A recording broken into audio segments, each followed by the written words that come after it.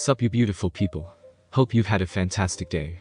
Welcome back to another new episode of What If Deku Becomes a Pokemon Trainer. In this story, it is simply what you might expect. The story of My Hero Academia, but in world filled with not only quirks, but also Pokemon. If you guys enjoy this what if, comment down below and let me know. And go ahead and check out other what ifs in the channel, after watching this video. Before we get into it though, don't forget to subscribe and leave a like, and also share this video with your friends. So let's start this video. An update on the latest news from yesterday. A group of villains infiltrated and attacked Hero Course students and teachers at a UA rescue training facility. A newswoman reported on a TV screen in a normal-looking home. The curtains were closed, leaving the room in darkness, sans the light of the television and glowing blue aura of the home's owner. According to police officials, the gang of villains is calling themselves the League of Villains. His goal during the attack was to attack and kill the newly appointed teacher and popular hero, All Might, a plot they had planned since the beginning of spring this year. The reporter continued while the man continued meditated in front of his Lucario and Riolu, who were both meditating, as well. The man was in black sweatpants, a black sports shirt with blue Pokeball on it. His back was turned away from the screen, his facial features hidden by his wild raven black hair. The man was in a meditative posture, the knuckles of his fists pressed together, and breathing slow and steady while encased in a blue aura that steamed out of him like smoke. Oh, and he was levitating 5 feet in the air. Heroes and police arrested over 72 villains and their corresponding Pokemon, all of which will be placed under the Rehabilitation of Villainous Pokemon Program, or the RVP for short. One of the man's fists clenched for a split second, and his breathing stopped for a second. Lucario and Riolu opened their eyes, sensing their master's rising emotions, Lucario watching with expressionless, yet knowing look and Riolu with questioning. The man opened his ocean blue eyes and breathed in one last deep breath. The blue flame-like aura lessened and faded away, the man moving his legs out of the meditative position as he landed on the ground. The man walked towards the kitchen of his home, his Lucario watching him go in silence, before turning back to see the news. As for the League's leader, he, and another villain, escaped. Both of their whereabouts of unknown. The man stopped by the counter where a note laid on it. Picking it up, the man reread the contents of the message. Greetings my pupil, it has been long. I have followed your recent success and growing popularity. It would seem that taking in that hero course intern 2 years ago had made a boost in your popularity. I did tell you that taking in an intern would better your image. But I'm sure you are more pleased with her progress in controlling her aura. The man smirked and chuckled as he read silently. And now, here I am, writing to you again for a similar offer. The man's smirk turned to a serious frown. I'm sure by now you will hear about the events of the USJ long before my Pidgeot reaches you with this message. The man looked out the open curtains by his dining area to see the bird Pokemon eating some Pokemon he laid out. In short, things are beginning to escalate. Both a Shadow and a Spiritomb appeared with the League of Villains. The man's blue eyes narrowed as he remembered the shock and anger that caused him to mediate in the first place. Dark omens are here and now, dark wings and spirits to go with it. But, as always, there is a glimmer of light in the darkness. A boy. 15 years of age. Hero Course Class 1A. I watched him, saw how he fought, how he interacts with his Pokemon, the powers he displayed, and there is no mistake now that the boy is a chosen. He subconsciously powered his abilities with his aura, sensed and activated his Pokemon's ability subconsciously, and, during the attack, formed an aura sphere. This boy's aura, still ever growing, is by far more powerful and potent than I have ever seen in one so young. More than the girl. More than even you, and Keith. The man lowered the letter and walked towards another part of the house, opening a drawer. I asked that just as you helped the girl, that you would lend out your hand and teach the boy in the ways of aura, just as I did for you. The man looked into the drawer and looked upon an amulet, a green orb surrounded by an X-cross wheel and 18 miniature gemstones around it. You may still hate me for our past, but I always say you as my most promising and capable student, and a better teacher than I could ever be. The man placed the amulet over his head and wrapped it around his neck. So if not for me, then for the boy, and all he could, no, will become. I can feel it. Something different. An awakening. I know you feel it, too. Sincerely, Taishi. So, the old man thinks he's found the one, huh? The man said aloud, a smirk reappearing on his face. Alright, I'll play ball. This should be fun. Later. UA High School. Our investigators are doing all they can into finding out more about this so-called League of Villains. Tsukauchi said to the assembled group before him. Standing in front of him, seated in a U-shaped wooden table, were Principal Nezu and a few UA teachers. Nezu and All Might sat on the right of the table, Midnight and Snipe at the center, and Vlad King and Taishi at the left side. But the school cancelling classes for the today, following yesterday's attack on the USJ, it was the perfect time for the assembled teachers to converse with Tsukauchi about the villains. We've made some progress, but we can't find anything on this Shigaraki. Tsukauchi continued. We searched our records of men in their 20s and 30s that are registered with a disintegration quirk of some kind, but so far, nothing. Same goes for the Warp Gate villain, Kurogiri. And when searching through registered trainer licenses for someone with a Hydreigon or Spiritomb, we've also got nothing. So they are not citizens or they are using aliases. So basically, we've got nothing. Vlad King stated bluntly. We've got to track them down. Snipe said. I shot their ringleader, but once he's healed up, they'll probably try and pull something like this again. What a pain. He did seem like the type. All Might grumbled. Something on your mind, All Might? Nezu asked. The attack on the USJ was too bold. All Might responded, remembering the events of the USJ and their villain, Shigaraki. No sane adult would ever attempt it. The ringleader kept monologuing about the reasons he was there, and he bragged about Nomu's many quirks and what he was and about the Shadow Altaria they possess. Taishi frowned at the mention of Nomu's biology and the altered Pokemon. However, he never said a word about his own powers. When things didn't go his way, he was visibly upset. Almost like he was going to throw a tantrum. Although, I guess bragging about Nomu's many quirks and half-Pokemon biology was effective enough to get me to fight it. Yes, that may be true, however it was rather foolish to reveal their quirks up front, instead of keeping them a secret. Nezu argued, Tsukauchi nodding in agreement. The same can be said about revealing Shadow Altaria strengths. It allowed for you all, and the students' Pokemon to fight together more cautiously against a would-be a more enigmatic threat. Shigaraki made wild, immature, and easily false-proven claims, but did so with a completely straight face, and talked about Nomu and Altaria like they were pets. His Hydreigon too, even. Yagi continued. It seemed like he was never told no before, like things would always go his way. He has the personality of a spoiled little brat. A man-child. A child with incredibly dangerous power though. Vlad King pointed out. If what Midoriya said was true, about claiming he saw him in the crowd of reporters, then he easily destroyed our defenses, and nearly destroyed Aizawa's shoulder. And that Hydreigon of his, it was powerful enough to take on both of Eraser's Pokemon and 13's easily. It's possible he was never given the quirk counseling kids received during elementary school. Midnight said. Maybe so, but it doesn't really matter now. Snipe grumbled. There were 72 thugs that we arrested after the attack. Tsukauchi jumped back in. They were all small-time thugs, who usually lurked around back alleys. But what worries me is that this man-child got them to follow his crazy plan. They saw him as a real leader. Criminals are starting to get more pressured with more heroes around. It could be why they were so quick to follow such a simple-minded villain. Yes, that makes sense. Vlad grumbled. There are many punks out there ready for a cause to get behind. Snipe said. So what can we do to stop this? Midnight asked. Well, it is thanks to you heroes that we have the time and energy to research stuff like this. Tsukauchi said. We'll expand out resources to look for the perpetrators behind this. A man-child, huh?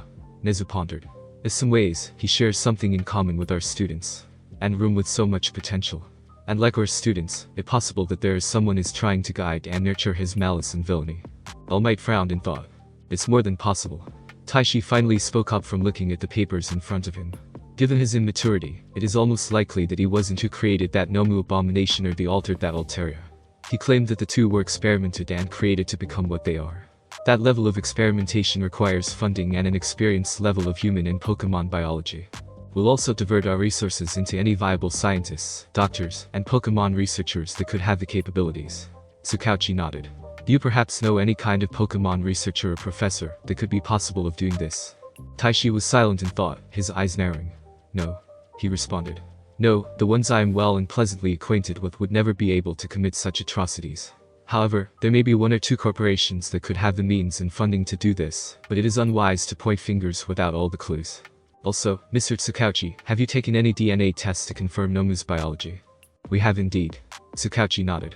They are mostly inconclusive, but the few we got do show DNA matches of Pokemon DNA, mostly corresponding of a matchup. Would explain their forearmed physiology and his, so far, irresponsiveness to questions. What about that Spiritomb of theirs? All Might asked. They are incredibly rare kinds of Pokemon. Surely, we can narrow down the search more easily. Unfortunately, while you are correct about the rarity of Spiritomb, much less those who currently own a Spiritomb, their wielders are out of suspicion. Tsukauchi claimed. The China Elite Four member, Karen, has been touring Europe recently, and when we managed to inspect her Pokemon, she had the Spiritomb with her in full health, and she hadn't visited the Pokemon Center recently to have it healed, and it showed no signs of recent battle. The same can be said for our own country's new champion, Cynthia Carolina. While in Tokyo, her Spiritomb has also been cleared. What about wild Spiritombs? Snipe asked. Even with those two, there aren't many of them out there. Don't we have their current habitats monitored in case they were ever to go on a rampage? Indeed, however, no change has been made to reports on the current known Spiritombs. Taishi frowned. No signs or commotion of a battle to capture them, and no reports of people trying to capture them, at least those that fit the perpetrator's description. Taishi looked over to Nezu. Unfortunately, if there is a spiritum that the League has, it is not one known to the world. Nezu frowned and nodded knowingly. And that thing they called a shadow Pokemon? Midnight asked. Is such a thing even possible to change a Pokemon to such an extent? You saw the creature with your own eyes, Kayama. You and I both, along with all the teachers and students. Vlad said. Whatever that thing was, it was no normal Altaria, and it didn't look like any Mega Altaria or Dynamax Altaria. So Taishi, you have any new about shadow Pokemon that you know of? Taishi sighed and rubbed his head. Unfortunately, not at this current moment. Taishi said. After they adjourned their meeting, Nezu and Taishi sat in Nezu's office, the two sipping tea. So, is there anything that you lied or kept secret in that meeting? Nezu asked. You know that I am not one to lie, old friend. Taishi replied. I truly don't have a true answer to this shadow Pokemon. At least, not definitive for the moment. And as for this situation with this spiritum, I did not lie when I said that no spiritum known to the world is in possession of the League. So, it has truly been released? Nezu asked, with a frown. Yes, we searched the forbidden site, and we found the enchantments and safeguards against it broken and defeated. Taishi revealed. The noble Pokemon tasked with guarding it was defeated and the enchantments broken by it chosen, but not one by our group. That is troubling news. Nezu said, sipping his tea. And the shadow Pokemon? Our historians and keepers are looking through our records as we speak. Taishi said. But should any information we find is relevant, revealing it and ourselves is another matter altogether. Indeed. Nezu said. Should the world were to know of our long ancient order, there will be repercussions, both good and bad. And what about Midoriya? His awakening of his powers appears to be of little coincidence to the arrival of this dark force. You really believe that he might be the one? It is not a matter of if. Taishi set down his tea and fiddled with his amulet. If this dark omen is what I believe it to be, then he must be the one, and he will need to be ready for the terrible darkness to come. Misatafu. Fear not, citizens. Hope has arrived. All Might's voice played over the video as Deku lifted himself up from his 50th ab crunch of his 5th rep, his abs flexing, and dripped with sweat. His legs were held in place by Combuskin, while Eevee laid on Izuku's pillow and Pikachu on his bed pillow. Because I am here. Izuku turned his head while rising to see All Might smile. Izuku frowned, memories of the USJ flooding back to his mind, along with a dull ache from his left hand. Really boss, you are still working out? Pikachu questioned. Isn't this supposed to be your free day since they cancelled classes today? Yes, I am. Izuku replied as he began his ab crunches once more. All Might may have been right, that I saved him from Shigaraki and Kurogiri, but I couldn't save myself from that Nomu. Memories of the purple-skinned Pokemon human hybrid came back up too. Of attacking his power at 100%. The pleading voice for help from the Machamp inside. It's called hard grip on his arm and it's claw reaching for his face. It's clear that my current level is too insufficient. If I have to be able to stand on my own 2 feet without help, I have to go to the next level. Didn't you already figure out that you jumped to 6% fully since yesterday? Pikachu asked further. I may not know fully how One for All works, but I imagine that a 1% increase isn't exactly what Midoriya had in mind. Combuskin argued. It's not just that. Izuku spoke up, laying back down to the ground, panting. It's just, there's not much time until. Izuku didn't have to finish for his Pokemon to understand. I can't be sure yet, but I think I shortened my time limit again. Izuku recalled All Might's words in the infirmary. I hope I can at least hold the form for an hour or an hour 30. Izuku got up from the ground, nodding to Combuskin in appreciation, before going over to the 2 weights by the corner. Before he could reach them, Eevee's tail smacked his left hand lightly. Nah. Eevee said, shaking his head. Did you forget what Recovery Girl said? Don't use that hand for at least the whole rest of the day. You're lucky I let you do those ab crunches at all, since you weren't really using that leg of yours. Eevee bumped his head lightly on Izuku's right leg, the one broken after he leapt towards Shigaraki. Izuku chuckled lightly, unsure when Eevee decided to become his personal coach and physician. I think All Might's Pokemon and Recovery Girl are rubbing off on him. Izuku concluded before he grabbed one weight with his right hand. As he did, he looked at his bandaged left hand. He frowned, recalling the aura sphere that he formed. I still don't know how I did that. Izuku continued in thought. Despite being told to rest, I've trained forming another aura sphere all day, but no dice. Izuku sat down on his bed and started bringing the weight up and down, steadily. And Mr. Taishi. What he said about what it could be. Perhaps it's gathered up power over the generations either boosted your own power or you tapped into the aura of the power instead of your own. Taishi's words rang in his head. The way he phrased his words, it sounded like he claimed I used my own aura, instead of the aura inside One for All. Izuku looked to his left hand again. All Might said that everything in this world is filled with aura, both humans and Pokemon, and I know my own aura is likely being added to One for All. But was I using one for all, or was one for all just powering my own separate ore that I used instead? If that's the case, then Izuku's thoughts were cut when he heard his phone began to ring. He reached over with his left hand and saw the caller to be Serena. Immediately, Izuku answered and brought the phone to his ear. "Hey Serena." Izuku greeted. "What's up?" "Hey Izu." Serena greeted him back, the brown-haired girl laying on her bed while patting Piplet's head. "Just calling to check up on you. Is your hand and foot doing better?" "Yeah," Izuku said. "Nothing other than a dull ache from time to time, mostly on my hand. Though, Eevee had to slap me with his tail to keep me from lifting weights with it. I think he's starting to become my fitness trainer or something." "I heard that," Eevee cried out. "Eevee says hi." Izuku smirked. "Well, tell Eevee I said hi back, and to thank him for putting some sense into that stubborn head of yours," Serena replied. "Can do." Izuku chuckled. "One hi back and thanking on the way." Serena giggled, her cheeks brightening in a light blush. "So wait, you've been still training all day?" Serena questioned. "Even though it's our free day after what happened yesterday?" Pikachu asked the same thing. Izuku chuckled. Serena hummed and questioned. I mean the way he looked at me." Izuku quickly tried correcting himself. "He looked at me with a confused look that said pretty much what you asked just now." "Aha." Serena nodded, unconvinced. "So you haven't used your injured limbs to work out, right?" "Don't worry, Serena, I haven't," Izuku said, resuming his weightlifting. "I only lifting weights with my right hand and doing simple ab crunches. Nothing that will flare up my left hand or right foot." Serena's cheeks flared red as she imagined Izuku's arm muscles rippling as he lifted his heavy-ass weights, and practically salivating at the mental image of Izuku's abs flexing and caked in sweat. Serena?" Izuku questioned. "Are you still there?" "Yes. I mean Izuku." Serena snapped out of her trance and practically yelled. Thankfully, for her sake, Izuku was too oblivious to notice. "Okay?" Izuku nodded, unconvinced himself. "So what about you? What have you been up to in your free time?" "Oh, I'm practically under house arrest thanks to an overprotective father," Serena grumbled. "With how securely he locked our house you would think I was a villain, and this was my prison." Izuku chuckled. "Well, you know he's just trying to protect you." Izuku defended Serena's father.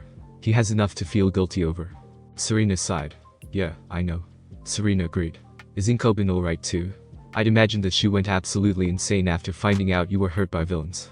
"That's an understatement." Izuku's sweat dropped at the literal waterfall of tears that his mother shot out of her eyes at seeing his bandaged limbs and the news of the attack. "I would have come see if you were doing alright, but like you, my mom is like my own warden right now." Serena giggled. "Glad I'm not the only one suffering," she said. "Momo said the same thing," Izuku replied. Serena's smirk dropped to a frown, and her eyes narrowed jealously. "What?" she growled out. "Oh yeah, Momo and the others called to make sure I was alright too," Izuku replied, not noticing his best friend's growls or his Pokemon currently face-palming their faces into oblivion. "I'm glad we've made some great friends at UA, although Ida did say that the girls didn't call him yet when I checked up on him." "Oh Mizu, I have to hang up, my dad's calling me down to eat. Gotta go." Serena cut him off and hung up suddenly. In Serena's room, her parents were confused as to why a hole the size of a fist was made in their daughter's room. Izuku blinked in confusion and stared at his phone. "That's weird." Izuku frowned. She didn't say goodbye. And she didn't sound happy for some reason. Strange, right? When Izuku looked at his Pokemon, he grew more confused with their deadpan expressions and large bumps on their foreheads. "My trainer is an idiot," Eevee said dryly. "You know nothing of women." Combuskin shook her head. "His obliviousness is astounding." Pikachu sighed. "Eh?" Izuku said, utterly baffled. "Izuku, dinner's ready." Izuku heard his mother called out. The green-haired teen decided to brush off their weird comments and walk down for dinner, his Pokemon following for suit for their own meals. Suddenly, a chill rolled up Deku's spine like a shock. He froze in his tracks, the chill he felt suddenly feeling like a pair of eyes were watching him. Izuku turned to look out the window. Nothing was there besides the dark of night. Izuku blinked in confusion. What was that? He thought. It was like someone or something was watching me. And why did it feel so familiar? Izuku shook his head, clearing his thoughts, and continued out the door towards dinner. Midoriya's Pokemon were still staring out the window too, themselves feeling the same that their trainer felt, but while Combuskin was completely lost to what it was, Pikachu and Eevee were different. The two also felt that the spying presence was familiar, but both magical creatures had no clue as to why. The three shrugged too and followed their trainer, all the while Eevee scratched his ear and Pikachu the tip of his tail. Meanwhile, as they all left the room, the invisible figure of a weird creature poked its head out to look inside. The invisible figure giggled once more, trying to cover its giggles with its short paws, before floating away. The next day, The bells of UA rang, the students of Class 1 in their seats, ready for the school day, and chatting about the events that occurred not but 2 days ago. Hey guys, did you watch the news last night? Higakure asked towards Shoji and Ojiro. It was so cool that we got just a few seconds of screen time. Though I bet nobody noticed me hanging out in the background. Higakure slumped in disappointment. Probably not. Shoji replied honestly. It was difficult to notice you when you're just gloves. Ojiro said, trying to soothe the girl's disappointment. I know it sucks. Higakure exclaimed in agreement before calming down with a sigh. I just hope that Izuku's hero suit suggestion for me gets finished quickly. I had to cut some of my hair for it. Well, at least no one would notice, right? Serena suggested. Upon Higakure slumping again in depression, Serena's sweat dropped in guilt. Oh man, we're totally big deals. Kaminari bragged, arms crossed behind his head. Those news channels love us. We're basically celebrities. Yeah, I guess it is kind of crazy. Kirishima agreed. Get over yourselves. Kyuka spoke up, the two's conversation snapping her from her thoughts and twirling her jack. The hero course that pumped out pros was attacked, and that's what they cared about. Who knows what would have happened if the teachers hadn't shown up? Sero questioned. I still got chills thinking about that spiritum in Weird Alteria. Wait, you saw it? What did it look like? Ojiro asked. Well, I only saw it from far away with Iida, Uraraka, Shoji, and Sato. Sero said. You should ask Izuku, Kirishima, Bakugo, and Todoroki. They were the ones that saw it firsthand. Their Pokemon even helped fight that thing. Is that true, Izuku? Momo asked. Yeah. Izuku nodded. It took all of our Pokemon and the teacher's Pokemon and all Might Cinderace to weaken it, and it still looked like it could fight some more. Izuku remembered the dark cloudy wings of Shadow Alteria, its horrible cry, and shadow moves and type. Izuku felt a chill of disgust roll of him at the memory. If it hadn't been for them, I don't think we would have stood a chance. Screw you, Deku. Bakugo yelled. My Pokemon would have easily beaten that purple bitch. But did you guys see All Might and that weird Pokemon beat up that bird dude? Sato asked, punching the air. That thing was super tough, yet they both sent that thing flying. Yes, his strength is tremendous. Tokoyami nodded. But what was that Pokemon anyway? Kirishima asked. Never saw anything like it. Todoroki's Pokédex couldn't even identify it. Todoroki, who looked asleep with his eyes closed, responded with a nod. Before the class could deliberate on it more, Iida yelled out attention. Class is about to begin. Everyone stop talking and take your seats. We're all sitting. Kirishima pointed out, gesturing to all the class in their seats. Yeah, you're the only one standing. Sero pointed out. Dang it. Iida grumbled and shook in embarrassment. My apologies, class press, vice press. It's fine, Iida. Izuku waved off the apology. Indeed. Momo nodded, smiling kindly. We appreciate your enthusiasm in your role, Chief Officer. Come on, Iida, don't sweat it. Uraraka patted the blue-haired teen's shoulder. So, Mina leaned her seat towards her classmate behind her, nearly falling over till Asui quickly caught the chair. Who do you think will teach class today? No idea, Mr. Aizawa is still in the hospital recovering from his injuries. Asui replied, she, Serena, and Izuku flinching at the memory of Aizawa's brutalized body after Nomu's attacks. Suddenly the door to the classroom slid open to reveal their teacher. Morning class. Aizawa said, his voice muffled. Mr. Aizawa, what are you doing here? Nearly the whole class voiced out. Aizawa walked in looking like an Egyptian mummy. Actually, he even walked like a mummy by limping and shuffling instead of actual walking. His arms were completely wrapped in bandages and held up in casts, while his face was likewise covered in bandages, with only a single slit open for his eyes to see through. Whoa, what a pro. Kaminari exclaimed, both amazed and horrified at Aizawa's determination and condition. How did he even open the door? Pikachu thought as he looked at Aizawa's wrapped in cast arms. Mr. Aizawa, I'm glad you are okay. Iida yelled out. You call that okay? Uraraka questioned. Mr. Aizawa, are your Pokemon doing alright? Izuku asked. They in 13's Behyum looked pretty banged up. Kiss ass. Bakugo grumbled internally. While appreciated, me and my Pokemon well-being are none of your concern. Aizawa replied. Our fight? Todoroki raised an eyebrow. Don't tell me. Izuku muttered. Not more bad guys. Kaminari muttered, cradling his head and shivering at the memory of the electric villain's electrified hand over his face. The UA Sports Festival is drawing near. Aizawa revealed. Oh? Why would you scare us like that? Near the hole exclaimed again. Yes. The sports festival. Kirishima exclaimed excitedly. Let's go kick some ass. Wait, hold on a second. Kaminari interrupted the Redeed's enthusiasm. Isn't it not such a good idea to hold the sports festival so soon after what happened? Kyoka asked. Yeah, couldn't they just attack us all in the same place? Ojiro nodded and asked further. Apparently, the administration believes that this is a good way to show that the danger has been passed, and the school is safer than ever. Aizawa answered. Plus, they are beefing up security compared to prior years. This event is a hug opportunity to all students at UA. It's not something we can postpone because of a few villains. I wouldn't call 72 villains a few, Serena whispered to herself. Our sports festival is one of the most watched events in the entire world, Aizawa explained. In the past, the Olympics and, most especially, Pokemon Championship tournaments were the height of popularity and worldwide obsession. But ever since the appearance of Quirks, both have been reduced in popularity, though the latter is still a close, and more frequent, second. If anyone cares about competition, the UA Sports Festival is a must-see and do. That's right. Top heroes everywhere will be watching closely. Momo nodded, a fiery look of determination of her face. This is where you get scouted. She's right. Kaminari nodded too. After graduating, thanks to Sports Festival, students either go solo or, mostly, join pro agencies as a sidekick. But that's as far as most people usually go, Kyoka pointed out. They miss their shot to go indie and stay eternal sidekicks. Like you, I'm sure. Kaminari's eye twitched. It's true that joining a famous hero agency can garner you greater experience and popularity. Aizawa nodded. That's why the festival matters. If you want to go pro one day, this event will open a path for you. 1 chance a year. Bakugo smirked while Todoroki simply stared. 3 chances a lifetime. Uraraka, Iida, Momo, and Higakure nodded and appeared determined. No aspiring hero can afford to miss this festival. The festival begins in 2 weeks. That means you better not slack off on your training. Yes, sir. The class said as one. As Aizawa dismissed the class, Izuku looked down in thought. He felt a hand on his shoulder and turned to see Serena smiling at him, raising a thumb and winking at him. Izuku smiled and nodded, the two fists bumping. A few hours later, when the morning classes concluded, the students mingled and conversed about the upcoming festival. I'm so pumped up for these games, Kirishima exclaimed. Yeah. If we do well in the games and with our popularity already, we'll be top pros in no time, Zero said. I wonder what the events are going to be, Sato pondered.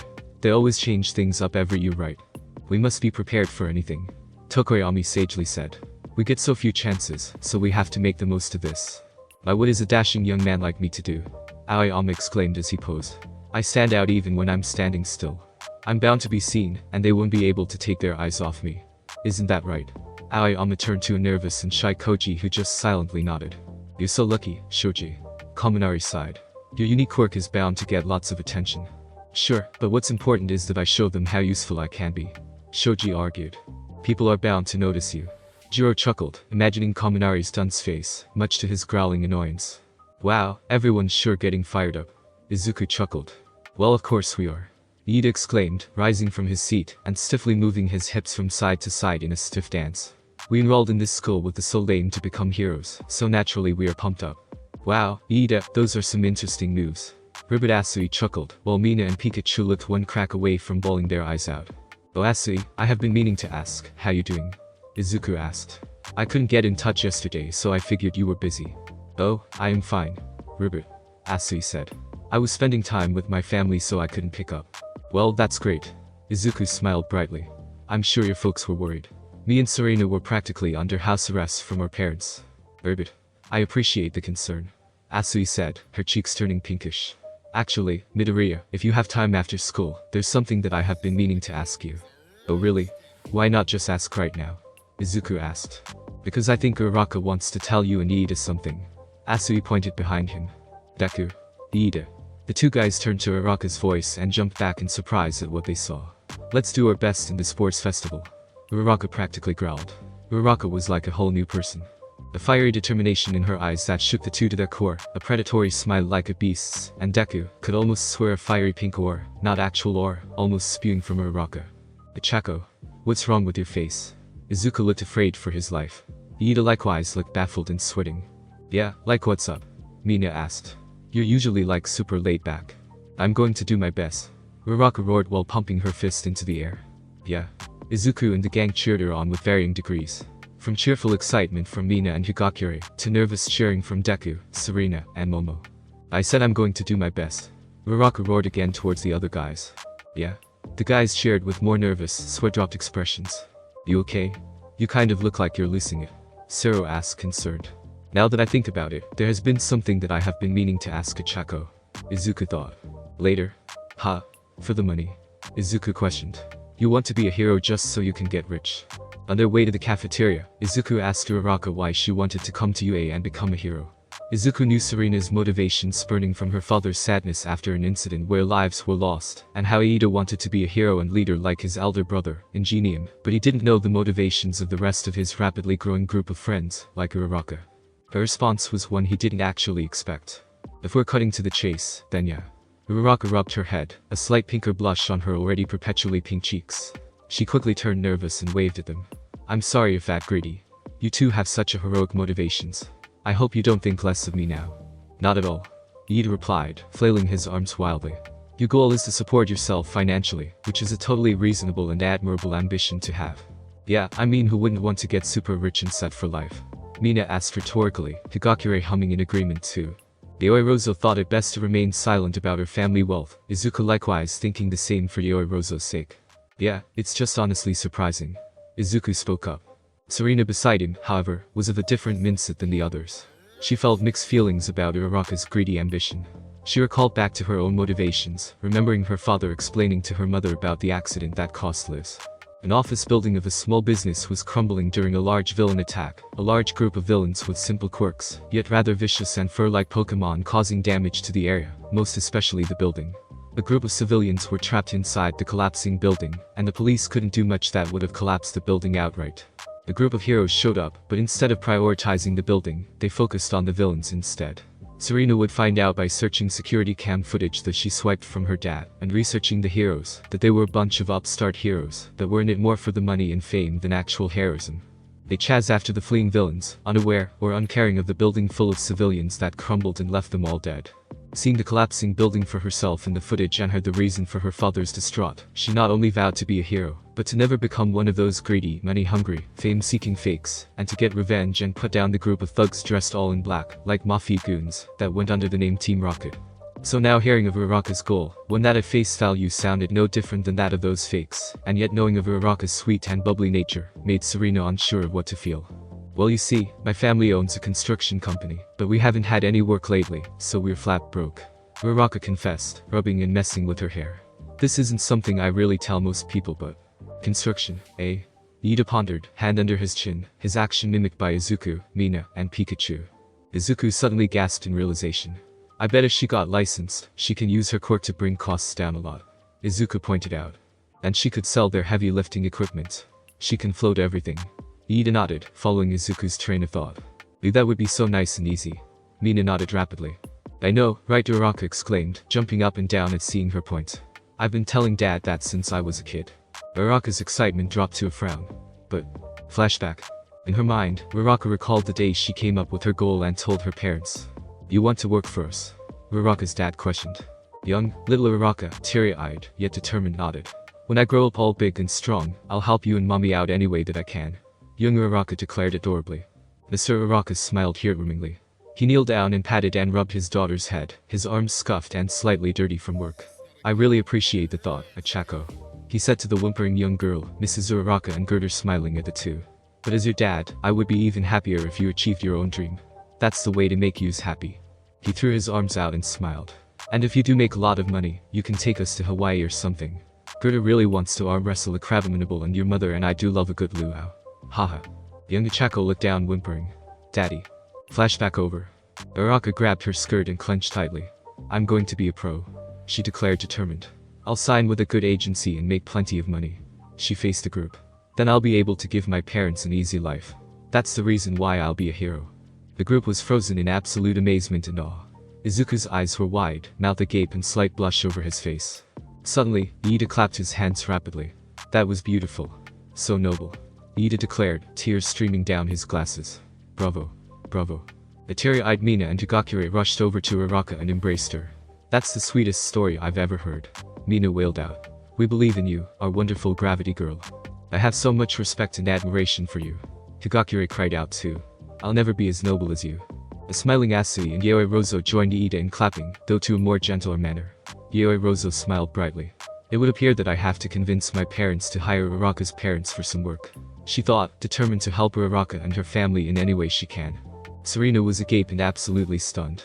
Serena thought to her own father, his distraught, his turn to alcoholism to cope with his grief, her determination to see him smile. She's just like me. Serena breathed deeply and walked to Uraraka.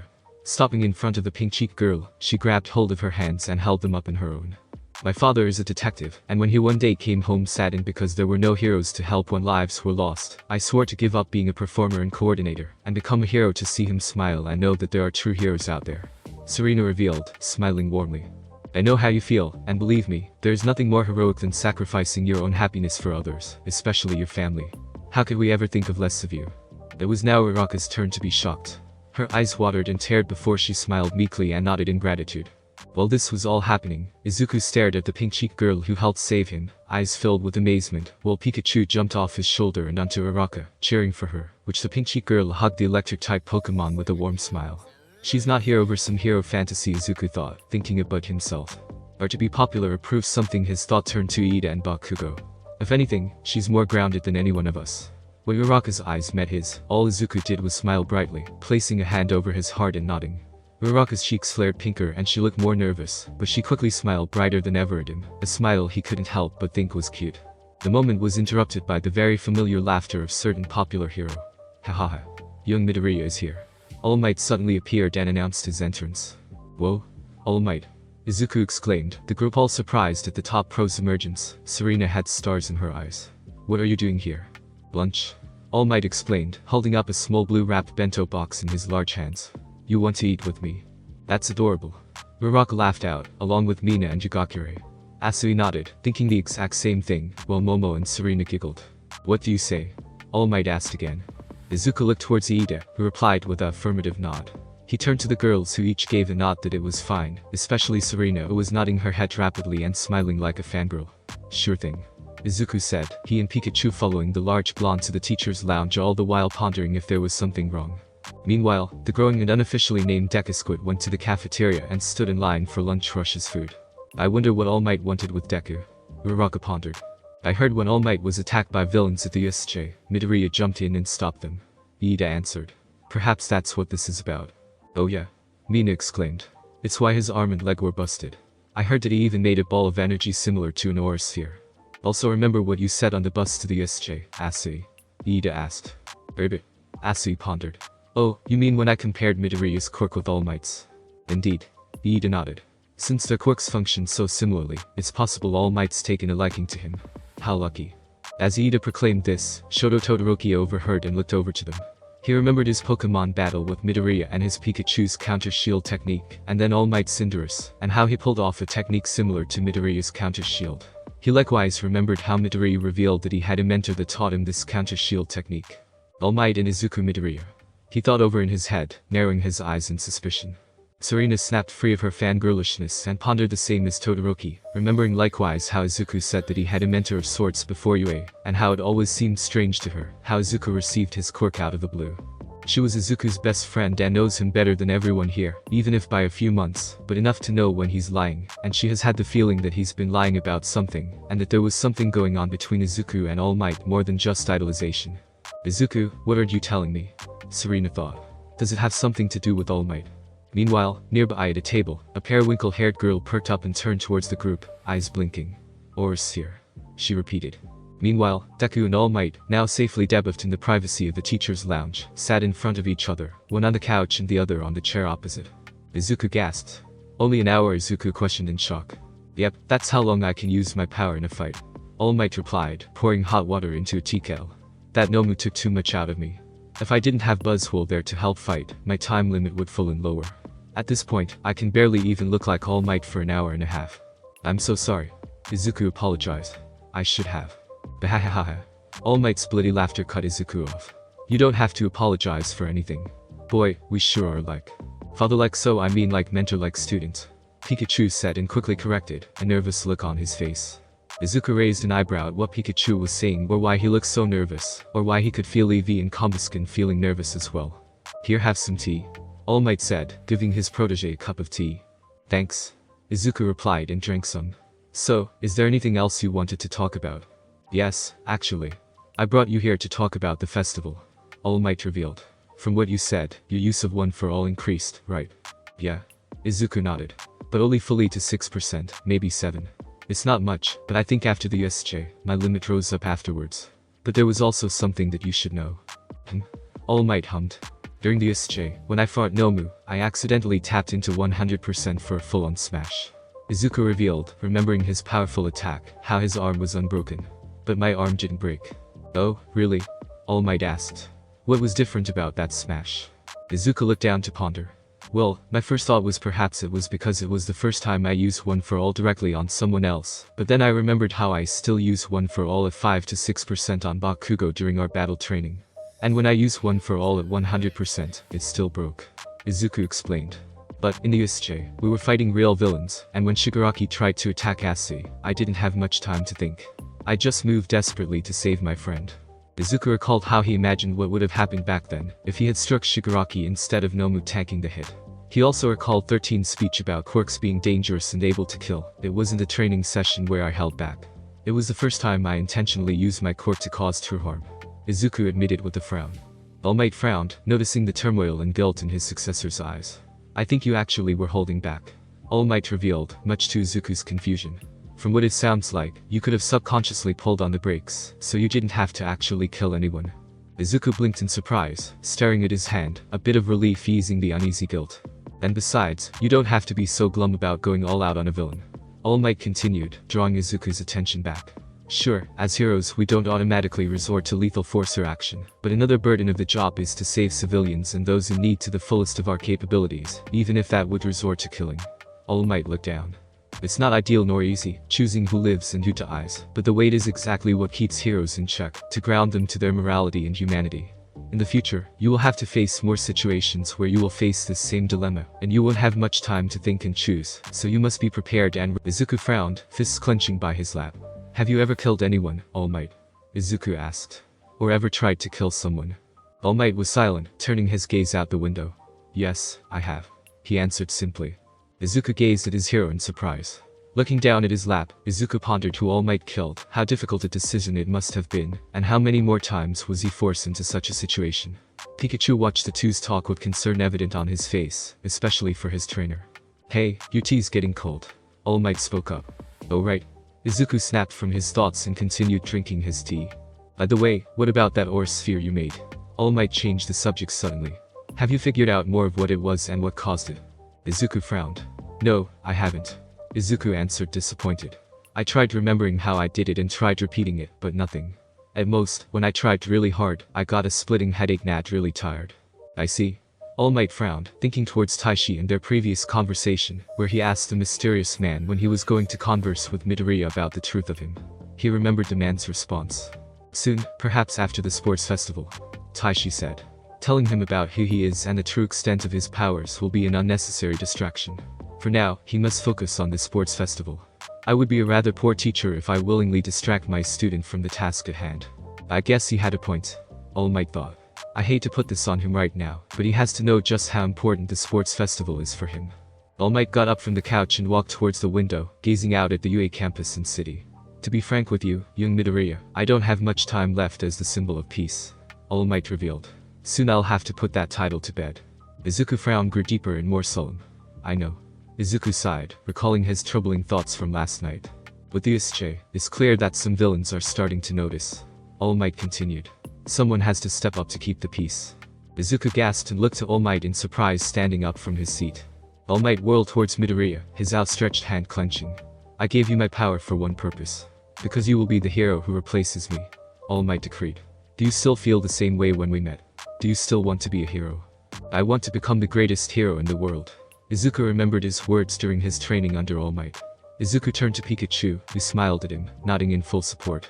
Izuku likewise felt a surge of support and determination coming from Eevee and Combuskin in their Pokeballs. Fists clenched and eyes ablaze with determination, Izuku nodded. Yes. He yelled. Excellent. All Might nodded back. Then the time has come to prove that resolve. With this sports festival, it's something that the pros, nay, the whole world will be watching very closely. Izuku's fists tightened and shook for a bit. I want you to think of this festival as your debut. You are the fledgling symbol of peace. The next All Might. Izuku Midoriya. Izuku struck his fists into his sides, forcing them to stop shaking and look at All Might, fully determined. I want you to introduce yourself to the world, and proudly say I am here. Yes, sir. Izuku declared back. Izuku looked down, his uneasiness rising once more. But do you really believe I have what it takes, All Might? You know how the sports festival is structured, right? All Might asked, sitting back down at the couch. Oh yeah. Izuku nodded. Students are separated by class year, and the students from support, business, general, and hero course all fight against each other in preliminary trials, mostly in parts of 3. The events are different every year, but the final event is always one-on-one tournament of the final contestants. Actually, the whole festival is a free-for-all tournament. Exactly. All Might yelled. Meaning you will have plenty of opportunities to sell yourself. I guess. Izuku replied, uncertain. All Might fell backwards, the couch toppling down with him. I'm sorry. I mean you're absolutely correct, All Might. Izuku panicked. But to be honest, it's kind of honest to be really excited about this after what happened to the USJ. Plus, I already got the greatest hero teaching me, so I'm sure that I will get spotted eventually. Pikachu looked as his trainer descended into another mumbling stream with a sweat-dropped deadpan expression. Same old boss. Pikachu thought, sighing. How did you guys ever stand this word vomit? Combuskin asked telepathically. I've only been around a month, and I'm sorely tempted to pack him till he stops. You get used to it, Eevee replied. I've been listening to Izuku do this for all my life. It's just something that makes up who he is. Though he has been doing it less frequently.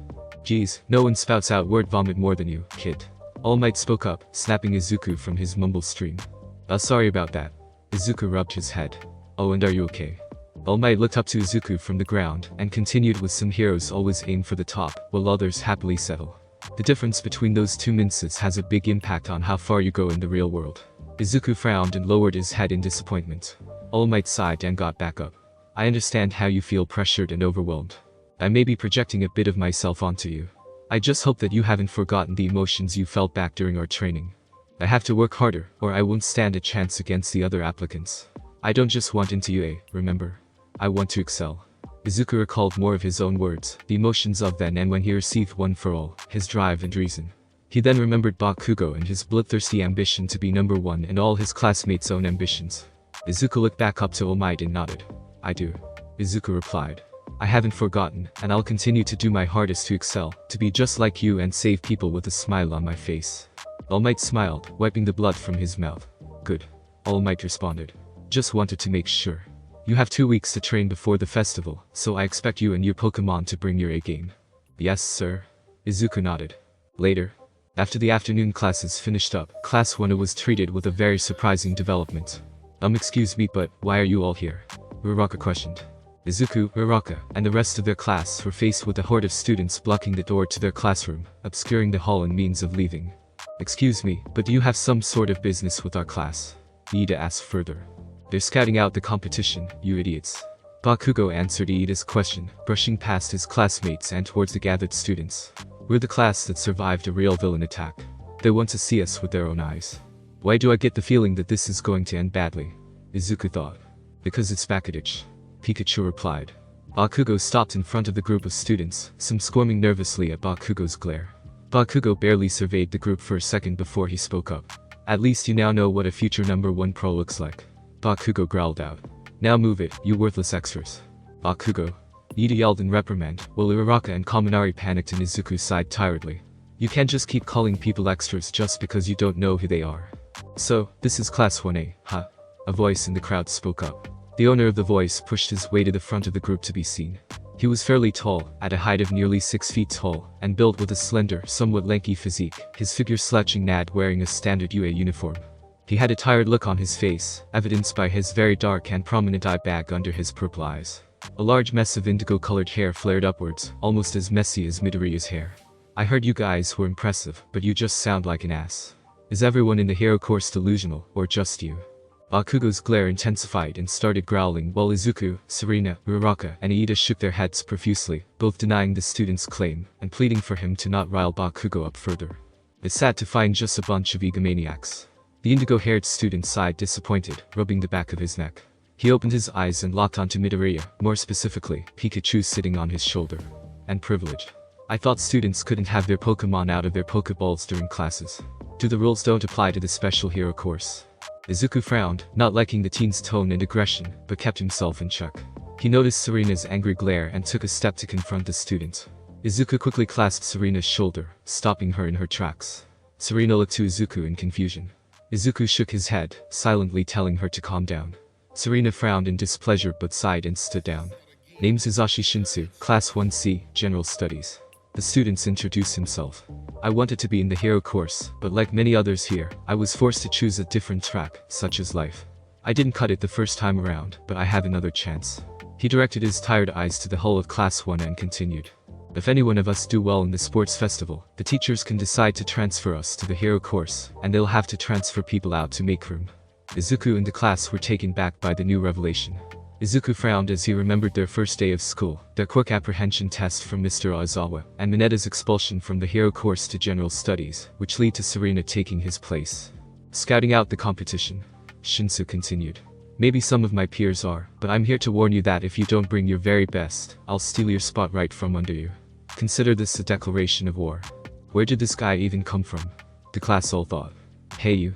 Another student yelled and pushed his way through the crowd, this one standing at 5'8" in height, spiky, messy gray hair that reached his chin, spiky teeth shone through his clenched snarl, and very thick jagged eyelash-like substances around his black eyes. I'm from Class 1B, the hero course next door to you. We heard that you fought villains and I came to find out if it was true, but you're all a bunch of punks to think you're better than us, huh? Crap, everyone hates our class now. Class 1A, sans Bakugo and Todoroki, thought in unison. Calm yourself, Tetsu. A third figure joined the forefront of the group, the figure's hand on the now named Tetsu's shoulder. The figure was another boy standing at 5'7" feet tall, periwinkle blue eyes, blonde hair styled and parted to the right of his face, and a smug grin plastered on his face. It's no use to work yourself over towards the unruly class of degenerates. He turned his smug grin towards Izuku and the rest. I'm Nido Monoma, also from Class 1B, and I am also here with my own declaration of war. Your class may have survived a villain attack, but I hear you only survived because All Might showed up, and that some of you were even injured from the attack. Mina frowned at the boy's tone, rubbing her hands while Izuku clenched his left fist. In the sports festival, me and my class will show you pack of degenerates which class is the superior one, and put you show-offs in your place. Okay, that's it. Izuku growled internally, having enough of this verbal attack towards his class and friends. Izuku walked up past Bakugo and towards the three students in the group, uncaring of the eyes staring at him. So, you all came here because you want to know what Class 1 is like. To know for sure if we were attacked by villains. Izuku asked the crowd. Fine. The truth is yes, we were attacked by villains. Yes, some of us were injured. And yes, we probably survived in the end because of All Might, but do know the strength it took of us to survive on our own. The courage we had to wield to overcome fear and evil. How close some of us came to the jaws of death.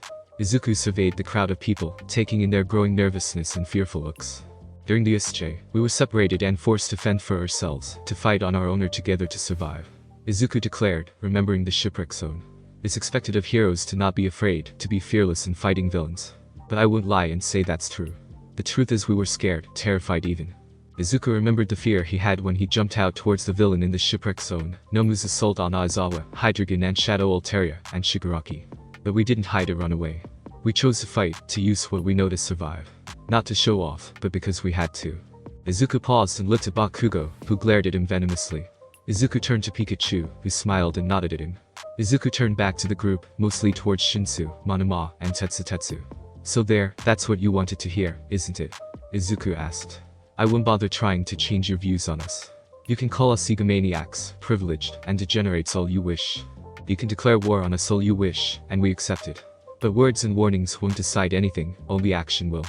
Izuku and Pikachu stared at them with a fiery determination in his eyes, the crowd of students shivering, almost seeing lightning in their eyes. So come at us with all you have. Izuku declared. I'll be waiting for you at the festival. That's a promise. Silence hung heavy from both the crowd of stunned students, and the shocked Class 1A Araka, and Serena smiled proudly at Izuku. Iida was shocked at Midoriya's declaration, but quickly understood and stared determined at the students as well. Asui croaked, a slight pink blush in her cheeks. Mina smiled widely, her pink cheeks turning purple in a blush, while Higakure practically bounced in her spot. Momo smiled warmly at Midoriya, a blush on her cheeks as well, Kyuga, beside her, staring wide-eyed at Midoriya.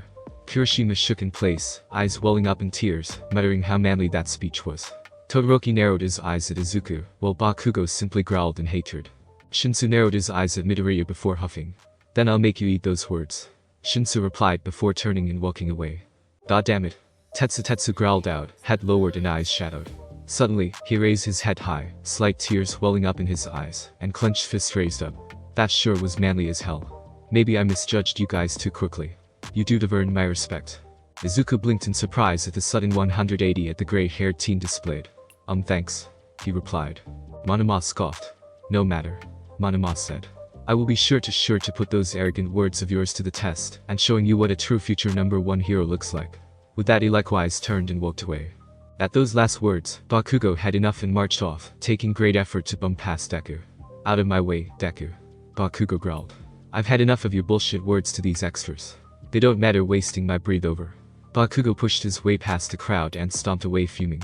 With Bakugo's departure, the crowd began to disperse and walk away. Midoriya, don't you think you went a little too far there?" Kaminari asked, nervous.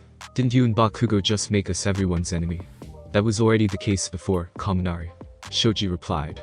Whether or not Midoriya or Bakugo said anything, we already had targets on our backs because of the USJ. "It's true." Tokoyami nodded. "We have to beat them, regardless." "Indeed." Momo agreed. "There is more though. I'd argue that Midoriya wasn't attempting to antagonize them, but rather encourage them." "But why encourage them to gun for us?" Kaminari asked further. "Isn't it obvious, dummy?" Kyoka said. "The more competition we have, the more chance we have to show ourselves off in the sports festival. Even for you." "It's more than that, Jiro," Izuku suddenly said, drawing the class's attention back to Izuku. Izuku stared at his class with the same determination as before. "As Mr. Aizawa said, this festival is important for us to show that we have what it takes to be heroes. As class president, I want us to challenge ourselves and prove that this is where we belong." Kyoka stared agape at Midoriya, unaware of the blush that rose from her cheeks. "You heard our class rep," Iida yelled out. "Let's train hard and take the sports festival by storm. Let us go plus ultra." "Yeah," the class yelled out. Todoroki simply scoffed and walked away and out of the room, the class unaware in their hype, except for Midoriya. Before he could think on it any further, a tug on his leg snapped him back to reality. "That was super cool and ballsy of you, Midoriya," a familiar voice spoke. Midoriya looked down to see the grape-headed Minoru Mineta smiling at him. "Remember me?" "Oh, it's you, Mineta," Izuku said, surprised. "Hey, how are you? It's been a while." "It's only been 5 days," Mineta reminded him. "Oh yeah, I guess it's felt longer, especially after the USJ," Izuku pondered. "But anyways, how have you been? How's general studies been?" Mineta flinched a bit, wondering if Midoriya was mocking him, but upon taking note of his genuineness and kind eyes, he knew he was generally curious and nice. "It's been alright," Mineta answered honestly. "It still sucks that Mr. Aizawa kicked me out, and my class didn't make things any easier." Izuku frowned, understanding immediately what Mineta meant, having experienced ridicule and laughter all his life. "I'm sorry to hear that," Izuku replied. "Do you want for me to talk to one of the teachers?" "Oh, no, it's cool." Mineta waved off Izuku's concern. "I've gotten used to it and I just ignore them and not all are bad. Shinsu's one of the ones who's nice to me. Even got most of them to leave me alone." "Shinsu?" Izuku questioned, finding it surprising that the tired antagonistic teen was helpful and supportive towards his fellow students. I guess I judged him a little too quickly too." "Yeah." Mineta nodded. "Plus, even though they sometimes stung, their words actually got me more motivated to rejoin the hero course, like you did for me." Izuku blinked in surprise, recalling his talk with Mineta after the quirk apprehension test, and Mineta's vow to rejoin the hero course with all he got. Izuku smiled kindly.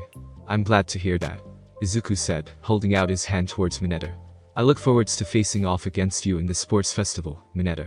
Mineta grinned and took Izuku's hand. "Feelings mutual," Mineta replied. "Hey, Izuku, who's this?" Serena asked, coming up from behind. "Oh, Serena, this is Minoru Mineta." Izuku introduced the small purple-haired teen to Serena, said grape-headed teen gawking at Serena. "He was part of the hero course before you came. He was the one that Mr. Aizawa unfortunately kicked into general studies." "Oh, I see," Serena gasped out. "I'm really sorry that you were kicked and that I took your spot. It wasn't my intention." Mineta suddenly went down to his knees and grabbed Serena's hand. He smiled perversely and charming as possible. "Oh, don't fret," Mineta tried saying charmingly. "If my rejection would lead to such a beautiful gem to arrive, then my sacrifice was well worth it." Thank you," Serena replied, both confused and disturbed. Meanwhile, with Izuku, a flare of unknown emotion surged through his body, one very unpleasant, filling his head with rather unfriendly thoughts of punting Mineta to the moon. "Oh please, it is I that must thank you for gracing me with your presence," Mineta said. "In fact, perhaps you can allow me to take you out on a deck." Mineta suddenly collapsed to the ground, eyes full wide in pain, a sickening blue color on his face. Serena and Izuku stepped back in surprise at the sight of a Krogink appearing behind Mineta, his three-fingered purple glowing paw where Mineta's butt hung in the air. "Mineta!" Izuku exclaimed, his ill feelings suddenly replaced by concern. "Are you okay?" "Okay is subjective," Mineta groaned out. The Krogink grabbed Mineta's legs and started dragging the purple pervert away, Izuku and Serena watching him go. Should we help him?" Serena questioned, a sweat drop on her head. It's alright, Asui said, suddenly walking up beside the two. I'm sure Krogink won't harm him more than that. Wait, Asui, that's your Krogink? Izuku asked, pointing towards the Krogink dragging a feebly resisting Mineta. Yep. Ribbit. Asui croaked. I knew Krogink ever since I was a little kid. Even before I caught him, he would follow me everywhere with no explanation. Sometimes when some boys tried asking me out, Krogink would appear and poison jab them before dragging them away. Guess he saw himself as some kind of bodyguard towards me. Asui looked to Serena. Though now it seems he's expanded his protection services. I suppose that's quite a considerate Pokemon. Serena chuckled nervously. If not a little overboard. I'll say. Izuku agreed. True. Pikachu nodded. Actually, since I have your attention, can we have that talk now, Midoriya? Asui asked. Oh, I'm sure, no problem. Izuku said. If that's okay with you, Serena. Oh sure, no problem. Serena gritted out through her tightly clenched forced smile, her eyes twitching jealously. Unbeknownst to the three, the girls overheard Asui's request. Mina held the same reaction as Serena, while Higakure, Momo, and Uraraka were more frowning and glaring. Asui led Izuku down the hall till they were the only ones around. So what was it that you wanted to talk about, Asui? Izuku asked. Asui, back turned to him, was silent for a moment. She quickly turned and stared at Midoriya's eyes with a blunt determination. Midoriya, do you want to go on a date? Izuku's brain had finally rebooted after temporarily shutting down. Pikachu gaped in shock, looking rapidly between the frog girl and his trainer. His eyes went white as saucers and his face as red as a tomato. Hey? Thanks for listening. I do hope you enjoyed. If you want the next part of this video, like, subscribe and comment down below, and turn on the bell notification. And also check out other videos that I have created and enjoy. See you in the next video. Peace.